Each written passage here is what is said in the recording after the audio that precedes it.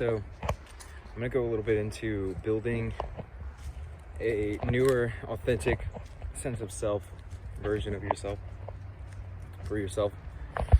I'll talk a little bit about kind of my past experiences with versions of myself, and also with just experiences of trying to change, not trying to, but changing the way that I see the world, and thus changing the way that I see myself. Or it's really more the opposite than that. So it's more like changing the way that I see myself in order to change the way that I see the world. And basically, what I have seen is that there's a specific energy to an authenticity of the self. So when somebody's sitting in there, and what I mean by this is like that when somebody doesn't have mental things that cause them to shut themselves down before they're able to speak their truth. And so this really is about like being able to be who you really are in that moment, and not who everybody and everything has projected you to be for your whole life. I think it's really interesting because most people don't have a true or authentic sense of themselves. And what I mean by that is that most people are very confused at what they are, or the power that they hold for themselves. And the reason being is because they've been told that they are these specific things for their whole lives, meaning like somebody projects onto them what they think that they are. And then if that's in any way resonant with how that person's feeling in that moment, then they take that identity on as if it is a part of themselves. And I think that is in its own right a trap. But what I mean is that like most people are like sheep, they follow other people, and they follow other kinds of ways of being, or other different kinds of expressions of consciousness, and they form this identity of who they think they are. But really, and this is getting into how to start finding that identity of who you really are, really the way to find who you really are is to keep letting go of aspects of yourself. So instead of building up this persona via these different kinds of mental,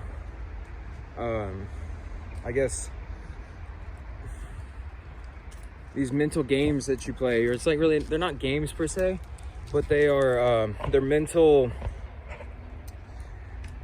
the way they put it is mental masturbation, really, is what it is like where you just constantly replay the same things over and over again, trying to build the sense of yourself, or who you think that you are, or what you think that you are. And the funny thing is that you are none of this. You are none of this. And what you really are is more equivalent to every single thing that you experience in the moment of right now.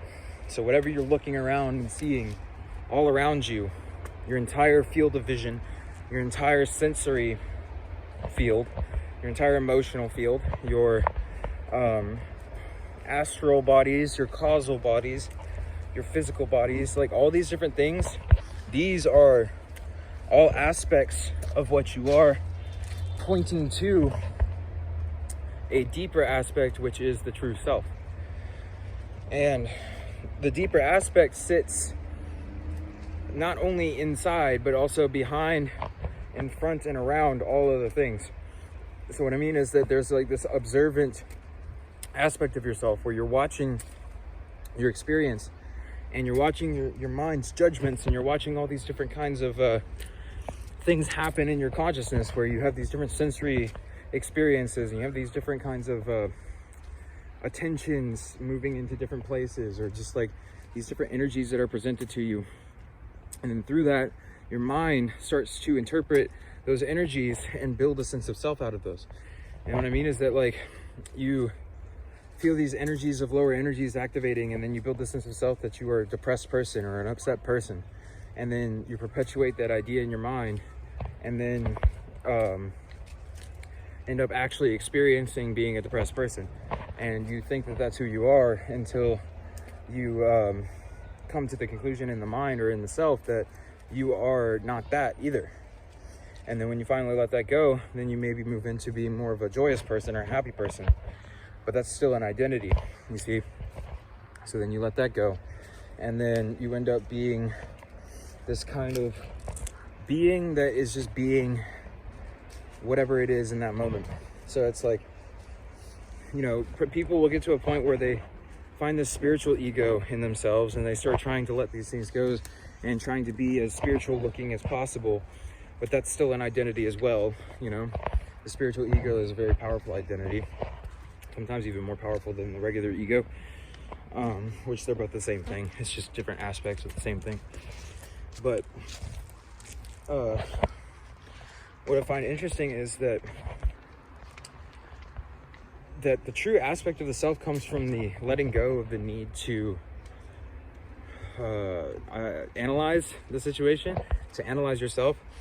Now you still can analyze yourself, but what you're trying to do is really let go of all of your interpretations of what you think that you're experiencing, rather than to perpetuate some sort of belief system. So it's like, as soon as you start to feel that thing come on where it's like telling you that you are this, meaning like you hear your mind exclaiming to you that you are this specific feeling or this thing, you need to recognize, first of all, if it's a negative emotion or feeling, that's an immediate pointer to let go of that thing. That thing needs to be let go of, not to try to perpetuate the thing in your mind and find some sort of solution.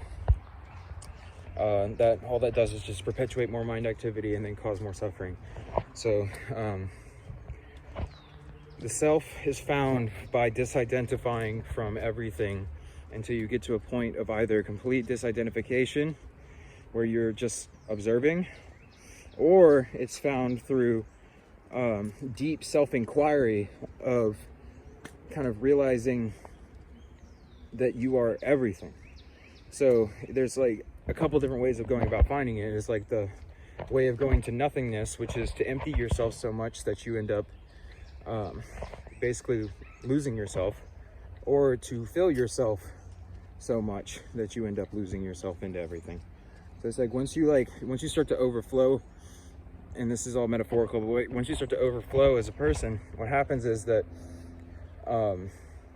your sense of your identity starts to expand into things beyond you, and you start feeling other people's energies as if they're yours, and you start feeling all these different kinds of like experiences happening where you can feel your entire environment around you, and you can kind of like, what happens is as your energy field grows and you become more and more aware and sensitive to energies, then the identification of what you think that you are also grows with that at the same time. So therefore, things external from what your body, or what you think that your body is, things that are external from that end up starting to feel like another extension of your body in some sort of way. So that's one way. The other way is to subtract and then deny and deny and deny and deny. I call it neti, or not this, not that. And what it is just continuously denying all aspects of the self until you get down to a point of emptiness. And then in that point of emptiness, what happens is that the self will dissolve completely and then turn into everything. And then through that, the paradox of emptiness or void and fullness, or I guess life or light, is realized in a way, where you realize that the paradox is the fact that emptiness and fullness can exist simultaneously, just as real as each other in all moments. So even when you're experiencing void, then there still is everything. And when you're experiencing everything, there still is void. And that's a paradox, because in the human mind, you would think that it's only possible to experience one or the other, meaning like emptiness and nothingness, or everythingness, and it's not like that. When God consciousness turns on, what happens is that everything and nothing merges together. The identity of the self and other merges together. The identity of external and internal merge together. All these things start becoming one thing, because in reality, all we are is one energy or one consciousness. experiencing other facets or aspects of its own self or its own consciousness, separated by a veil of forgetting, and also separated by a mental, like, it's almost like you cut off a portion. What I mean by a portion is like 99% of yourself in order to experience one small limited aspect of yourself, thinking in that moment that that aspect of yourself is the whole self, when in reality the whole self is actually much more vast than that aspect, and that aspect was only showing one little aspect of the entirety. And then the thing about infinity and the thing about fractals is that in each of the singular aspects of the self, there is the entire infinity, or the entire whole inside of that. So what that means is that everybody is a mirror of the one infinite creator to itself, through being an infinite aspect in a finite form. And through that infinite aspect, there's infinite possibilities, which means that infinite timelines come across or open up, because the aspects have to have some sort of way of living. Or what I mean by living is they have to have an expression. Otherwise, they are potential energy and consciousness. And actualized energy is a little different than potential energy. What actualized energy is energy that you experience right now, meaning like all experience of what you've experienced up to now and what you will experience in the future. Potential energy is the infinite possibilities that sits in the void, or in the everythingness. It's the allness and the nothingness at the same time. I've gone off in a weird tangent on this one, but really all of this is like talking about the aspects of the self. And what I mean by this is that, like, I've gone all the way down into this deep void part, because that is the deepest aspect of the self. And really the only way to find the true self is to let go of the identity of the self, and to see that you are everything and nothing at the same time. And that is extremely liberating, because when you look around at nature and you see all this stuff, and you see the plants and you see the water, all these things are not suffering, you know? There's no problems, because they're just existing and they're just being. And the beauty is that the beingness is available at all times, and it is you too. So you can choose to take your attention off the mind and put it onto the world, or the natural aspects of the world, and to see the flow and the beauty and the kind of radiance that the natural aspects of the world have.